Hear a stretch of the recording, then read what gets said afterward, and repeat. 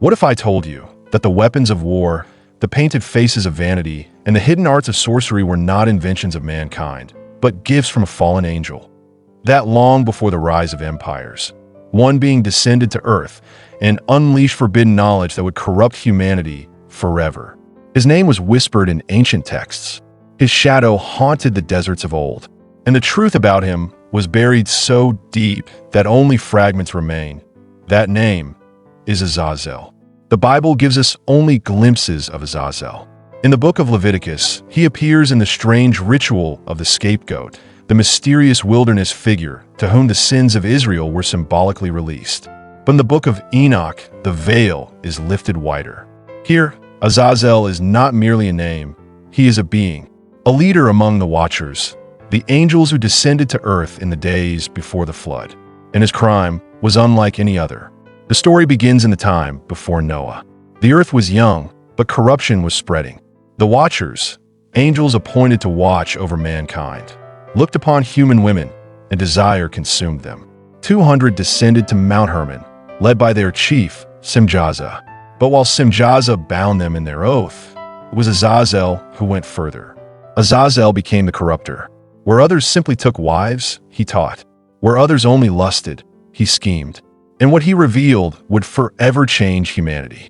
According to Enoch, Azazel taught men the art of forging weapons, swords, knives, shields, and breastplates. Before Azazel, humanity fought with fists and stones. After Azazel, blood was spilled with iron. He taught women to paint their faces, to use makeup and jewelry not as adornment, but as seduction. He unveiled secrets of glamour, of enchantment, of manipulation.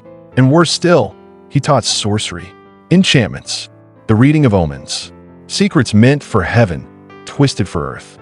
What Azazel gave was not knowledge for survival, it was knowledge for domination. The result? The world was filled with bloodshed. Lust became obsession, power became cruelty, and the Nephilim, the giants born of angels and women, spread terror across the earth. Enoch says it plainly. The whole earth has been corrupted through the works that were taught by Azazel. To him ascribe all sin. Do you hear that? Not Simjaza, not all the Watchers, but Azazel. He alone is singled out as the source of humanity's darkest corruption. But why Azazel? Why is his name etched so deeply in the memory of ancient Israel that even Moses' law carried it into the Day of Atonement ritual? On Yom Kippur, 2 goats were chosen, one sacrificed to the Lord. The other, the scapegoat, was sent alive into the wilderness, carrying the sins of the people. To Azazel, why? Was this merely a symbol?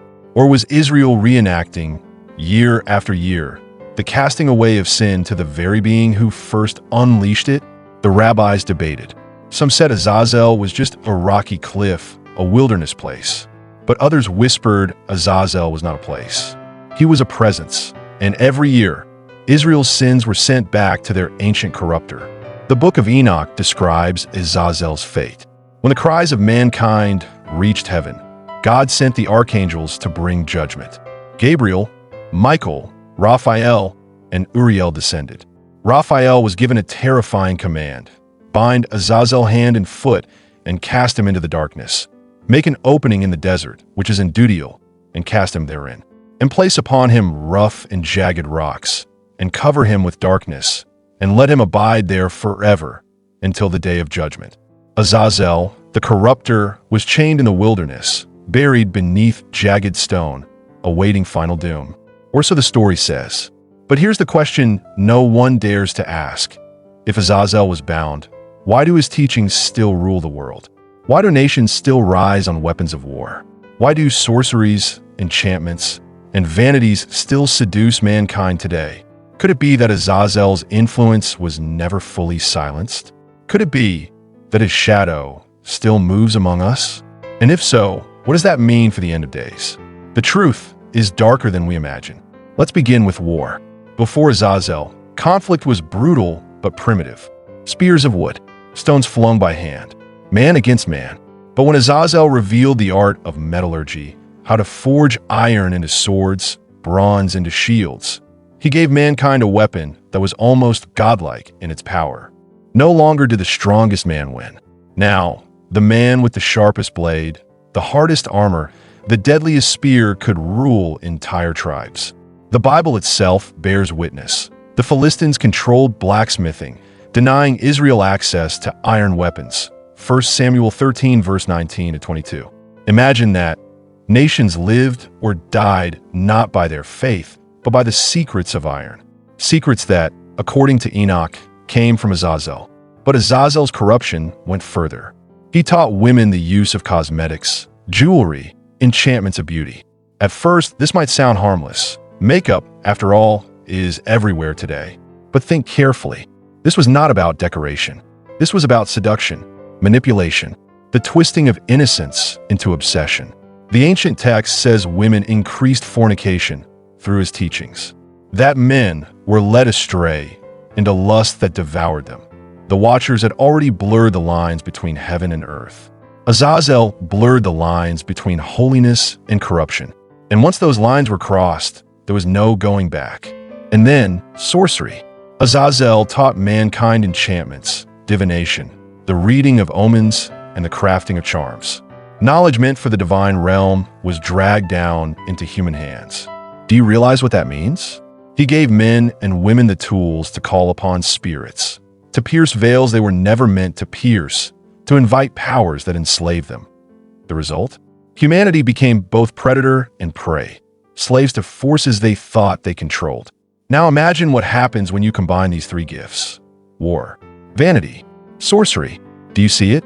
This is the blueprint of empire. Every great empire, Babylon, Assyria, Persia, Greece, Rome, was built on the sword. Every kingdom was fueled by seduction, luxury, and decadence. Every ruler sought power not only through armies, but through omens, divinations, and forbidden rituals. The fingerprints of Azazel are everywhere in history. But here's the chilling question. If Azazel was chained in darkness, how did his influence spread so far? One possibility. What he taught before his imprisonment was enough to keep humanity enslaved forever. Another, more terrifying possibility. His imprisonment was not absolute. The desert of Dudiel, where he was cast, was it a final tomb or a temporary holding place? And when Revelation speaks of the abyss being opened, when locusts arise from the pit in the last days, could one of those bound beings be Azazel himself? Think about it. Today, our world is still built on his gifts. Weapons of war dominate nations, now sharpened into nuclear fire. Vanity industries thrive, billions spent on beauty, fashion, seduction. And sorcery? Call it by new names: astrology, occultism, New Age spirituality. The same roots remain. Azazel's teachings were not buried. They evolved, they modernized, and yet their purpose remains the same: to corrupt, to seduce, to destroy. But what of Azazel himself? The Book of Enoch says the angels bound him, covered him in jagged stones, and left him until the day of judgment. Isaiah hints that rebellious beings will be gathered into pits, shut up in prison, and after many days punished. Isaiah 24 verses 21 to 22. The Bible is clear: judgment will come. But between now and then, the shadows of Azazel's influence remain. Revelation 9 speaks of the abyss being opened, unleashing terror on the earth. Isaiah 24 warns that fallen beings imprisoned long ago will be visited and punished after many days. And 2 Peter 2 verse 4 reminds us, God did not spare the angels who sinned, but cast them down to hell and delivered them into chains of darkness, to be reserved for judgment. Could these shadows point not only to human leaders, but to the reawakening of Azazel's influence, once more stirring humanity into chaos? Revelation 20 describes Satan and his allies being bound, judged, and cast into the lake of fire. The very being who once armed mankind with rebellion will face the ultimate weapon of heaven, the judgment of God. The scapegoat who once carried sin into the wilderness will carry his own sin into eternal punishment. But here's what should terrify us most. We live in a world shaped by Azazel's gifts. War, vanity, sorcery, these aren't relics of the past. They are the foundation of our present, which means the stage is already set. The patterns of corruption are already alive. The question isn't whether Azazel's influence will return. The question is, when the chains break, will the world even recognize him? And when that day comes, Whose side will you stand on?